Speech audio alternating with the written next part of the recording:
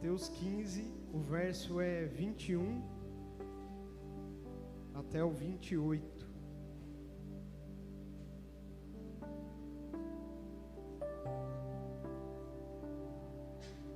Passagem conhecida, fala sobre a mulher cananeia. O texto diz assim: partindo Jesus dali, retirou-se para os lados de Tiro e Sidom.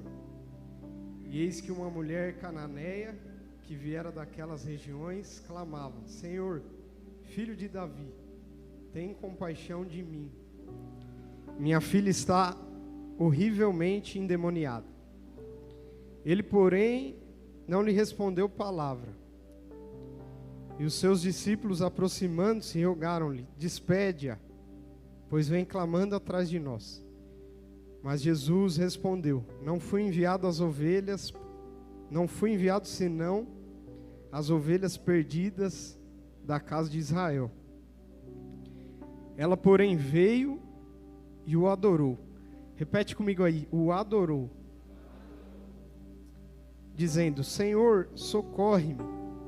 Então, você quer repetir essa parte? Pode repetir também.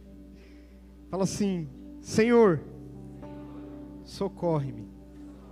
Quantos precisam de um socorro do Senhor aqui? E ela o adorou, dizendo: Senhor, socorre-me. Então ele respondendo disse: não é bom tomar o pão dos filhos e lançá-lo aos cachorrinhos. Ela, contudo, replicou: sim, Senhor, porém os cachorrinhos comem das migalhas que caem da mesa dos seus donos.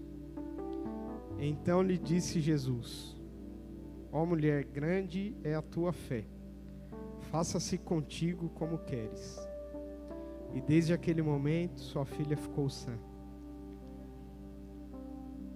Só 2 pessoas receberam aí. Olha só que forte. Jesus olha para aquela mulher e diz assim: ó mulher, grande é a tua fé. E aí ele diz assim: ó, faça-se contigo como queres.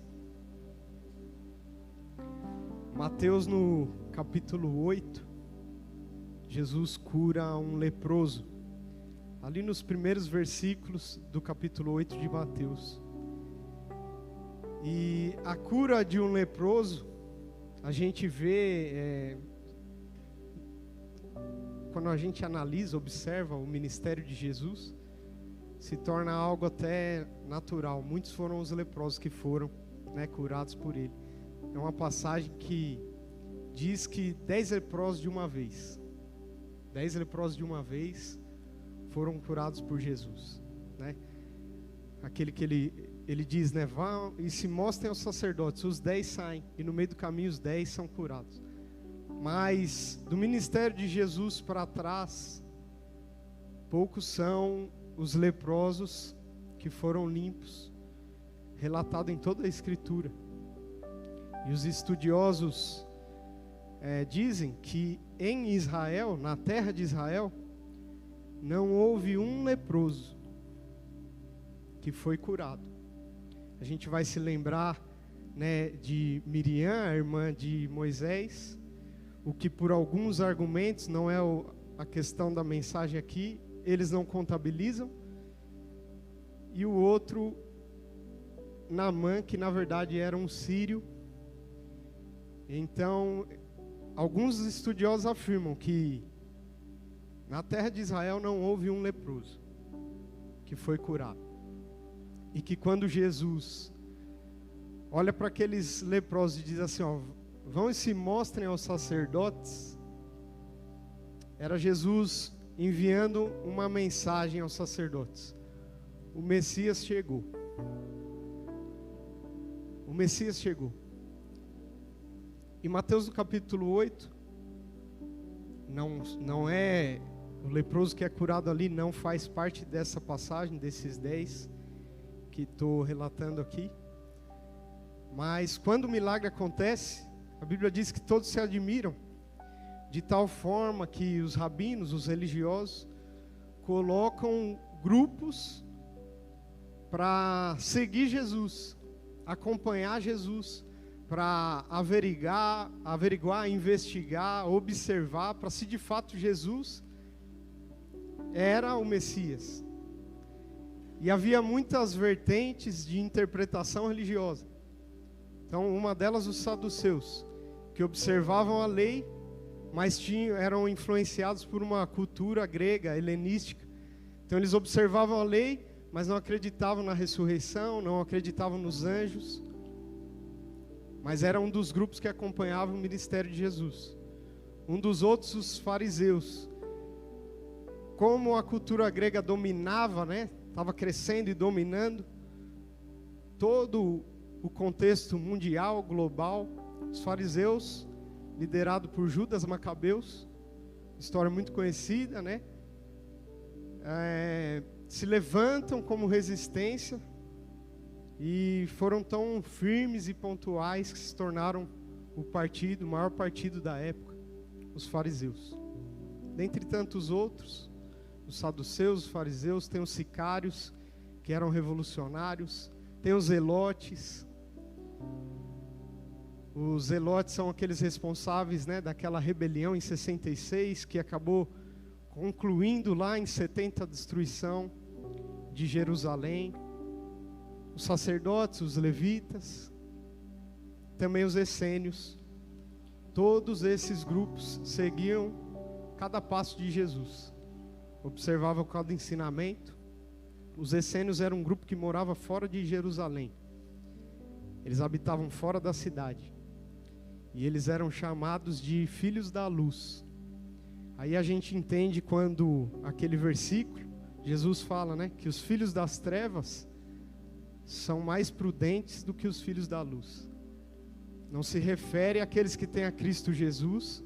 Aquela passagem ali está se referindo aos essênios, né? Porque fica até incoerente, né? Como é que pode? Os filhos da treva são mais prudentes.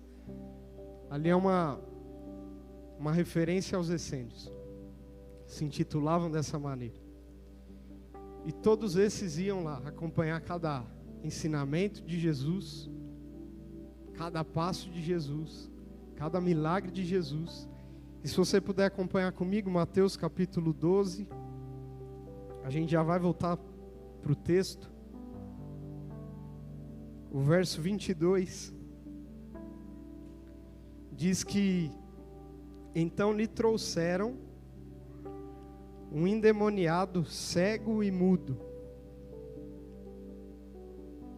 Então eles pegaram, né, vão provar Jesus. E pegaram um endemoniado. Mas não pegaram qualquer um não. Pegaram um endemoniado cego e mudo. Vai testar Jesus. Então vamos ver o pior que a gente conhece aqui, vamos levar para ele. Pegaram um endemoniado cego e mudo e levaram. Aí para que eu e você a gente tenha a noção do Deus que a gente serve, o poder que Ele tem, o texto só coloca uma vírgula numa situação dessa, endemoniado cego e mudo, e uma vírgula separa, e Ele o curou, simplesmente. Não importa qual o tamanho da crise, não importa o tamanho da dificuldade, levaram até aquele que resolve, né? Pegaram o endemoniado, cego e mudo, vamos testar, vamos ver se Jesus é o Messias, vírgula, e ele o curou. Esse é o Deus que você serve. Pode levar, pode trazer para ele o problema que for, ele tem poder para curar. Levaram lá um endemoniado cego e mudo, e ele o curou, passando o mudo a falar e a ver. O verso 23 diz: e toda a multidão se admirava e dizia: é esse porventura o filho de Davi? Então a multidão levanta uma questão: será esse o filho de Davi? E perguntaram para os fariseus, que era quem tinha trazido o endemoniado. E a resposta dos fariseus no verso 24 diz assim: mas os fariseus, ouvindo isso, murmuravam: este não expele demônios, senão pelo poder de Belzebu, o maioral dos demônios. Então a multidão não sabia a respeito de Jesus, o Cristo, quem era. Eles levantam uma questão: é esse o filho de Davi?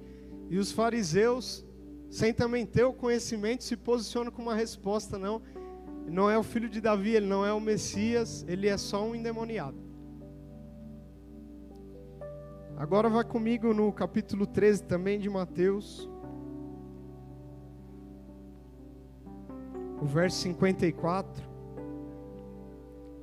Jesus sai desse lugar e vai a Nazaré. E o texto diz assim, que chegando à sua cidade ensinava na sinagoga, de tal sorte que se maravilhavam e diziam: de onde lhe vem essa sabedoria e esses poderes miraculosos?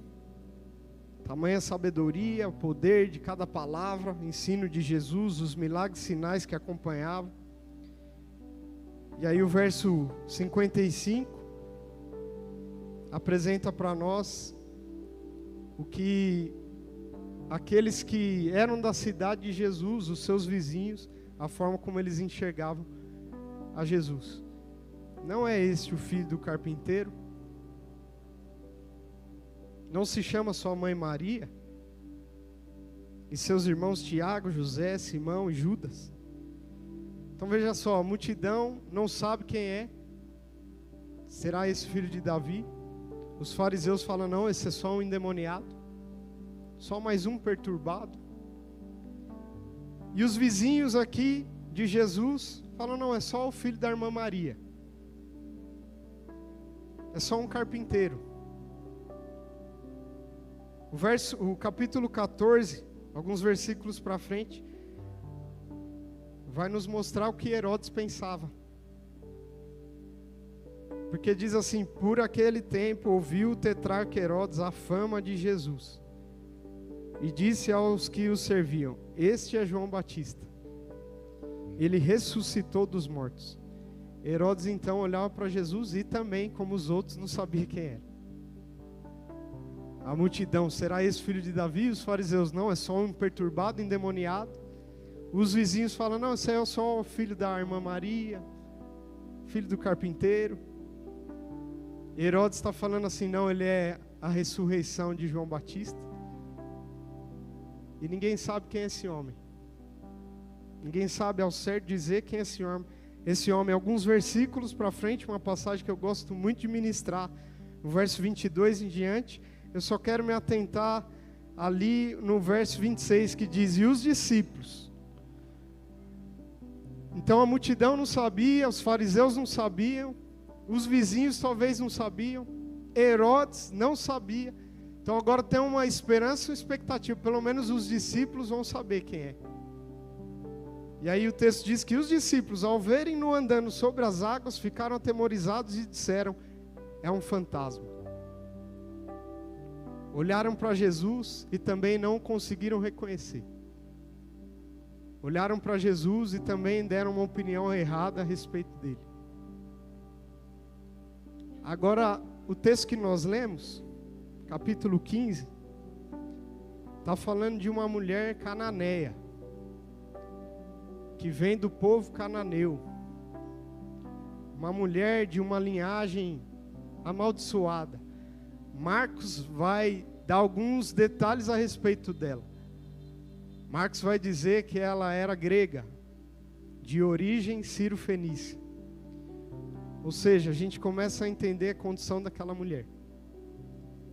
Isso fala de religião, religião grega. Uma mulher que adorava a Zeus, uma mulher que adorava Panteão, uma mulher que, ali mesmo no oráculo, como era costume, alguns ritos, cheirava fumaça para que pudesse, essa era uma cultura, né, dos gregos, para que pudesse ter uma ideia brilhante. Eles pensavam dessa forma. Mas de origem sírio-fenícia, ou seja, adorava Baal, adorava Astarote, oferecia rituais e sacrifícios a deuses estranhos. Estamos construindo a introdução aqui, está conseguindo acompanhar? O pastor está falando muito. Uma mulher mergulhada em idolatria, mergulhada no engano, de origem sírio-fenícia, uma mulher de Sidom. Fenícia, qual é a mulher fenícia mais conhecida da Bíblia? Jezabel. Bíblia diz que Jezabel era filha de Etibaal, né? Que era o rei dos Sidônios, a cidade de Sidom. Para que a gente possa ter noção de quem nós estamos falando, o povo cananeu, filhos de Canaã, amaldiçoados por Noé, quando o cão descobre a nudez de seu pai, e Noé libera uma palavra: maldito seja Canaã, filho de cão. Uma mulher mergulhada em pecado, em idolatria, em engano. Agora os fariseus tinham acesso à lei, a multidão tinha acesso a Jesus ali, né, no dia a dia. Por muitos textos nós vemos a multidão cercando Jesus. Herodes ouviu falar da fama. Os judeus examinavam as escrituras, sabiam a respeito de Jesus. Os discípulos não só ouviam os ensinamentos, cada palavra revelada, como eu gosto de brincar, ouvir o Roger não é bom, ouvir o Adilson não é bom, imagina ouvir o mestre, não é verdade? Ouvir o pastorzão André, que está aqui, ó, meu irmão, é bom demais também. E quantos aqui que, glória a Deus, né, não tem passado por... Imagina ouvir o mestre. Os discípulos tinham acesso a tudo isso. Essa mulher, pela cultura que ela estava inserida, a gente pode destacar que não tinha. E só de ver ele andar, ela acerta no alvo. Jesus, filho de Davi. Eu não sei se eu fui feliz aqui na construção, mas a multidão não sabia. Os fariseus não sabiam. Nem Herodes não sabia. Até os discípulos em alguns momentos se enganaram. Mas aquela mulher teve a revelação: Senhor, filho de Davi, tem misericórdia de mim. E o texto diz o quê? Que Jesus não respondeu palavra. Jesus não respondeu uma palavra. E eu quero trazer uma aplicação para os nossos dias. Porque no final dessa passagem, a fé dessa mulher é elogiada. Mas no início dela, começou por não ouvir nenhuma palavra de Deus. Porque a gente pensa que para a construção de fé na minha vida, só é possível ouvindo Deus falar. Eu não preciso que ninguém me ensine sobre fé quando Deus responde todas as minhas orações, quando a rede está cheia, quando o pão se multiplica. Eu preciso que alguém venha me ensinar sobre fé é quando a rede está vazia. É quando tem pouco pão para muita gente. É quando eu clamo a Deus e não ouço palavra. O mesmo texto que no final termina elogiando a fé de uma mulher, começa com ela tendo uma experiência de não ouvir Deus falar. Se você tem vivido esse momento na sua vida, a experiência de não ouvir Deus falar, eu quero te falar algo. Você está num processo de que uma fé sobrenatural está sendo moldada dentro de você. Ela não ouviu palavra. Os discípulos, constrangidos com a situação, porque eu também ia ficar, eles resolvem ajudar. E olha a ajuda. Senhor, despede. Manda ela embora. Só que ela chegou apresentando um problema. Qual que é o problema? Minha filha está endemoniada. Não é só isso. Terrivelmente endemoniada. Eu gosto de falar, né, esses detalhes que a Bíblia dá. Lá em 2 Coríntios 8, quando fala das igrejas da Macedônia, fala de uma igreja que passava por muita prova de tribulação. Eu gosto de falar sobre isso. Tribulação já não é difícil, eu não gosto de passar. Prova já não é duro, eu não gosto de passar. E muita prova. Agora, muita prova de tribulação. Imagina o cenário que a Bíblia quer construir. Uma pessoa endemoniada, meu irmão, já não é difícil, não é fácil de lidar. A mulher está trazendo um problema. Minha filha está terrivelmente. terrivelmente endemoniada. E é para essa mulher que Jesus não responde uma palavra. Os discípulos constrangidos querem consertar, ajudar, e eles falam assim, ó, despede. Chega com um problema gigantesco. Despede. Mas o problema não foi resolvido. O que eu quero dizer com isso? Os discípulos, os homens, não têm poder para trazer solução, resposta para a nossa vida. Não adianta, não espere de homens aquilo que só Deus pode fazer. Agora, eu me coloquei no lugar dos discípulos, porque a gente está falando de uma passagem que um milagre grandioso vai acontecer. A filha daquela mulher vai ser liberta. À distância. Pro Wi-Fi, pode falar assim?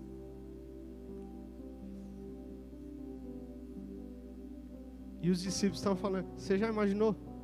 A gente poderia estar, né? No lugar de um desses. Um ambiente onde Deus quer manifestar o peso da glória, fazer com que o sobrenatural aconteça, um milagre aconteça. E eu posso estar sendo uma pedra. Os discípulos estão falando, não, despede ela, manda ela embora. Quando Deus está prestes a fazer um milagre, eu não quero ser.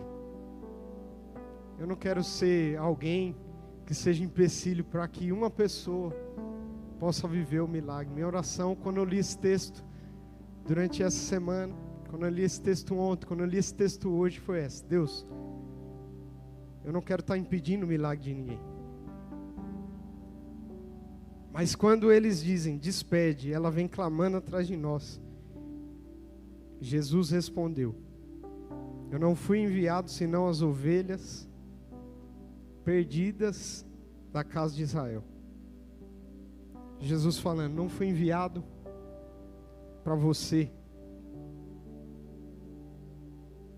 Eu quero trazer uma aplicação para nós, porque talvez você já viveu o silêncio de Deus, em vez que você clamou e não ouviu Deus responder. Mas aqui é um outro estágio também, quando Jesus está falando assim, ó, eu fui enviado as ovelhas perdidas, né, de Israel. Em outras palavras, posso fazer para eles e não posso fazer para você. Não sei se você já viveu isso. Momentos que Deus faz para a pessoa da frente, do lado, de trás, e parece que você está num grupo em que Jesus não foi enviado. Trazendo uma palavra que eu creio que do Espírito Santo, curando o seu coração. Porque se você está nesse processo, você entende que esse é o processo de construção de uma fé que Jesus elogia. Processo de construção de uma fé que Jesus elogia. Passa por momentos que eu vou clamar e não vou ouvir a voz de Deus. Passa por momentos que eu vou adorar e vou entender que Ele está disposto a fazer para outros, muitas vezes para mim não. Mas o texto diz que ela o adorou, dizendo, Senhor, socorre-me. E aquela mulher começa a entender em si mesma que talvez o problema estava nela. Essa é a aplicação que eu quero trazer também. Ela chega clamando pela filha, e agora ela está clamando, socorre-me. Tem áreas da nossa vida que a gente enfrenta, desafios grandiosos, e a gente consegue ver demônio em todo mundo. A gente tem a habilidade para ver defeito nas pessoas ao nosso redor. Não tem a mesma habilidade para ver o defeito em nós. Eu não sei se o Espírito Santo está falando com você, mas é Deus abrindo os nossos olhos, porque tem áreas na nossa vida que precisam ser consertadas, ajustadas. Muitas vezes o problema que a gente tem enfrentado, que a gente sabe muito bem dar endereço, eu gosto de falar, né?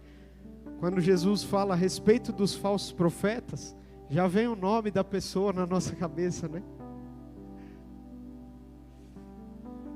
A gente sabe apontar os falsos profetas da nossa vida, mas sabe qual que é o maior falso profeta? Eu vou falar por mim. você toma para você, se você assim também entender. O maior falso profeta que existe é aquele que habita em mim. É aquele que diz que não, que eu posso fazer quando eu não devo fazer. Aquele que me engana, que diz que eu posso ir quando eu não devo ir. Quando eu discerno esse falso profeta que habita em mim, fica muito fácil discernir todos os outros do lado de fora. Mas esse é o maior desafio. E naquele momento ela começou, eu creio, a ter esse entendimento, essa é a aplicação dentre tantas revelações, direção que esse texto pode trazer. Porque a Bíblia diz que Deus resiste ao soberbo. E quando aquela mulher chega clamando, Deus está resistindo àquela mulher. Então uma estrutura de orgulho a gente pode enxergar, porque um Jesus que nós conhecemos reagir dessa forma, não sou estranho, não responde. Depois quando responde, fala, eu não vim para você. E depois quando fala de novo, ele chama aquela mulher de cachorrinho. E é um processo em que Jesus cria e abre, para que aquela mulher possa passar e viver, e ela dentro de si venha a ser amassada, despedaçada, e venha se humilhar, porque o Deus que resiste soberbo dá graça ao humilde. E venha se quebrantar. Ver defeito, problema no outro é fácil. Difícil é enxergar aqui, mas quando eu começo a enxergar aqui, meu irmão, tem graça de Deus para ser derramada sobre a minha vida. O orgulho me faz ver defeito na vida do outro. A humildade faz ver o problema que está aqui dentro de mim. É só a graça. Só a graça do Senhor. Isso é obra do Espírito Santo. Homem nenhum pode fazer. Então ele respondendo disse, não é bom tomar o pão dos filhos e lançá-lo aos cachorrinhos. E ela contudo replicou, sim, Senhor. Olha que resposta inteligente.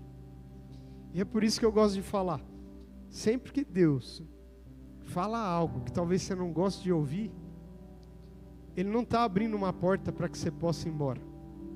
Ele está abrindo uma oportunidade para que você decida ficar. Sempre que Deus fala algo que você não queira ouvir, Ele não está abrindo uma porta para te ver embora, mas abrindo uma oportunidade para que você decida ficar. Uma vez Jesus estava trazendo um duro discurso, e a Bíblia diz que aqueles que ouviam falaram sobre isso. Duro é esse discurso, quem pode ouvir? E começaram a se retirar. Jesus olhou para os discípulos e perguntou, isso vos escandaliza? Vocês querem ir também como os demais? E aí Pedro responde, a quem iremos? Só tu tens as palavras de vida eterna. O duro discurso não era para ver os discípulos irem embora. O duro discurso era para formar um homem ali no meio que se levantasse e se posicionasse. A quem eu irei? Só tu tens as palavras de vida eterna. O escândalo que Deus permite na minha e na sua vida não é para ver a gente ir embora, mas criar raízes de uma fé fortalecida, que mesmo em meio a essas situações, eu falo, daqui eu não arredo o pé. Para quem eu vou? Só tu tens as palavras de vida eterna. E que resposta inteligente, meu irmão. Porque sempre em palavras liberadas, ainda que soam como uma ofensa, uma afronta contra a sua vida, há uma oportunidade para que você cresça em fé, há uma oportunidade para que você avance. Sabe quando Davi queria guerrear com o gigante Golias? Eu gosto de falar sobre isso. O argumento que Saul usou para que Davi não guerreasse, ele falou assim, ó, você é jovem, né? Ele fala assim, ó, e não tem experiência. Golias, ele luta desde a mocidade. Você nunca pegou numa espada. Esse é o argumento de Saul. Golias luta desde a mocidade e você é jovem, nunca pegou numa espada. Naquela fala de Saul, que poderia desestimular Davi, era um convite para que Davi guerreasse. Que ele está falando assim: Golias luta desde jovem, e você é um jovem. Em outras palavras, né? Davi pegou isso. Ué, se Golias começou cedo, por que eu não posso começar? Só que muitos tomam isso, né? Uma palavra como essa, leva para o coração e sai chorando, se vitimizando, vai embora e perde a oportunidade. Mas aqueles que decidem permanecer, derrubam os gigantes que se colocam no caminho.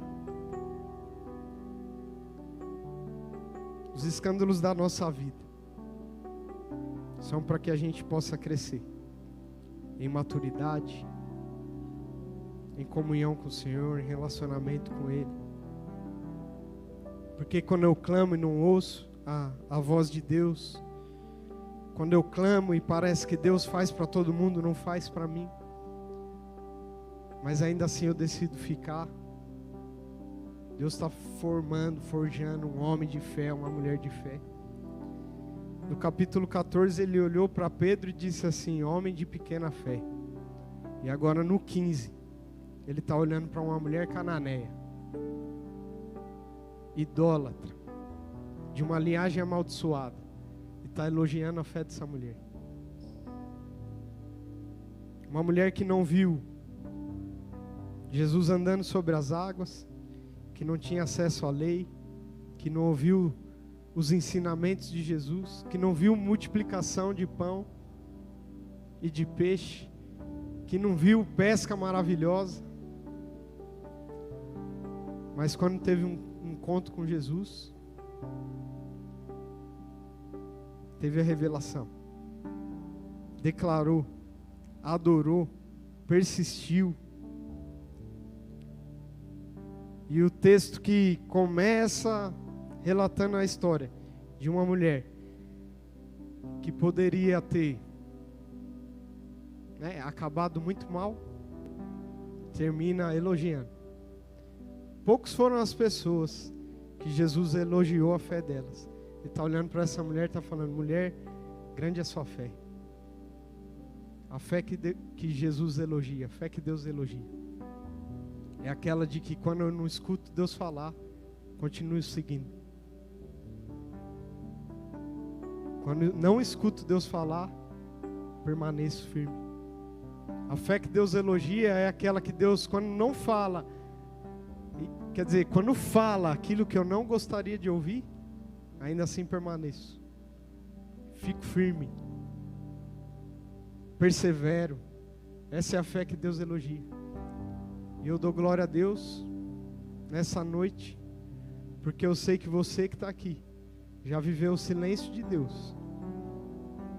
Você que está aqui hoje, muitas vezes ouviu, até mesmo do Senhor, algo que não gostaria. E isso é normal, porque nossa forma de enxergar não é a de Deus. Então a gente julga. Mas você que está aqui nessa noite, já ouviu Deus falar algo? Meu irmão, vou ser bem simplista aqui na ideia. Como é difícil ouvir de Deus perdoa. Deus fala assim, vai lá e perdoa aquele irmão. A gente fica possesso. É ou não é verdade? Mas quer um exercício de fé? Um exercício de humildade é o perdão. A gente não consegue liberar um perdão genuíno senão pela ação do Espírito Santo. Minha boca pode falar eu te perdoo, meu coração está fechado, trancafiado. Mas quando há uma ação do Espírito Santo, a minha boca revela algo que aconteceu já lá no coração. Uma vez eu dei um exemplo aqui, E eu me lembro desse exemplo como se fosse hoje, porque um outro dia eu estava... É engraçado, às vezes eu acabo colocando ministrações antigas, do pastor Hugo mesmo. Não sei se você conhece o pastor Hugo, para ouvir. Só para, pelo menos dentro de mim, tentar ter um filtro, uma base. Será que eu estou melhorando ou piorando? E aí um dia eu... vendo essa mensagem, lembrei até de um exemplo. Eu usei o Kiko aqui. nesse exemplo. Falei assim, eu antes de ter um encontro, né, com Jesus, se o Kiko fizesse algo contra mim, eu ficava tão possesso que pegava o microfone e tacava na cabeça do Kiko. Eu vou usar o Kiko de novo, porque... Você lembra desse exemplo aí, Kiko? Não? Fica marcado, né? O pastor depois que fala isso. Depois que tem um encontro com Cristo, muitas vezes eu não taco o microfone. O Kiko faz uma palhaçada comigo, né? Pisa no pé. E eu não taco, me seguro. Só que às vezes aqui dentro eu taquei. Às vezes aqui dentro eu fiz pior. Às vezes aqui dentro eu xinguei, eu maldisse. E essa não é a transformação de fato do Espírito Santo na vida de um homem. Ainda que possa ser o início. A transformação genuína do Espírito Santo na vida de um homem é aquele que já não se fere mais. A palavra vem para acertar, para penetrar, a situação acontece. Mas dentro de mim não sou ferido. Não pego na atitude e não arremesso, mas também no meu coração também não peco contra o meu irmão. E às vezes a gente ouvindo essa palavra, meu Deus, como estou longe. Porque é algo que é só pelo Espírito Santo. Pelo homem a gente não consegue. Por isso que eu e você, a gente está aqui hoje. Para que a palavra de Deus possa entrar, não só nos nossos ouvidos, entrar no nosso coração. Porque a Bíblia diz que a fé vem pelo ouvir a palavra de Deus. Eu e você, nós precisamos da palavra. Marcos finaliza essa mesma passagem e Jesus declarando algo. Por essa palavra vai. Sua filha está curada. Eu senti uma inclinação do Espírito Santo de dizer a mesma coisa para você nessa noite. Por essa palavra, não a do pastor Hugo, a do Espírito Santo, a palavra de Jesus. Por essa palavra vai. Porque sua filha está curada. Porque ela está sã. Por essa palavra vai. Porque os problemas estão resolvidos. Por essa palavra vai. A cura, o milagre chegou sobre a sua vida, sobre a sua casa. Por essa palavra vai. Por essa palavra vai. Jesus falou assim: grande é a sua fé, mulher. Seja feito como tu queres. Grande é a sua fé. Seja feito como você quer. Você já imaginou o que é isso? Seja feito como você quer. Sabe quando que Jesus vai dizer isso para alguém? Quando encontrar nessa pessoa uma fé que ele pode elogiar. Porque uma pessoa que tem uma fé como essa, aquilo que ela deseja é santo. Então ele pode falar: seja feito como você quer. Porque eu sei que o desejo que está aí no seu coração é o mesmo desejo que está aqui no meu.